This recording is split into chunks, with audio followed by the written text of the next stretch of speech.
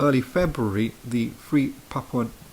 West Papuan movement and their armed wing, the National Liberation Army of West Papua, took hostage a pilot called Philip Mertens from New Zealand when he was flying his small plane into a generally isolated airstrip in the West Papuan region, which Indonesia claims as its own. One of the most wanted leaders of the West Papuan resistance movement, Enies Kogoya, has been pictured in the plane that was captured, then it was set alight subsequently, and also with Philip Mertens, the New Zealand captain. He is demanding the independence of all provinces of West Papua. West Papua itself was a former, basically, colony of the Netherlands, and in a highly controversial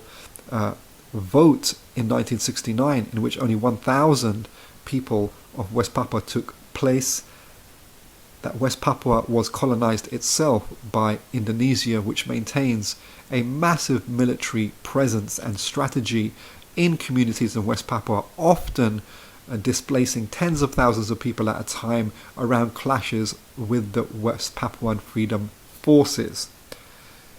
But the West Papuan people seem to be very determined to continue their resistance. They are resisting the way in which Indonesia is facilitating the neo-colonial capitalist looting of the resources, the rich resources, one should say, of the West Papuan provinces. And it also pertains, in relation to the demands of the Free West Papuan movement, to demand the end of the military collaboration by New Zealand and Australia on the one hand with its occupiers in the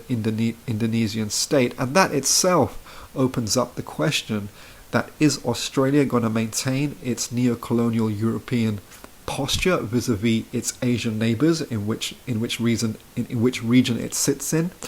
or are Australians and also eventually and partly some of their political leadership going to decide that they actually have to be in a state of harmony and naturalization with their neighbours and to counteract this neo-colonial racist relationship they have in the region.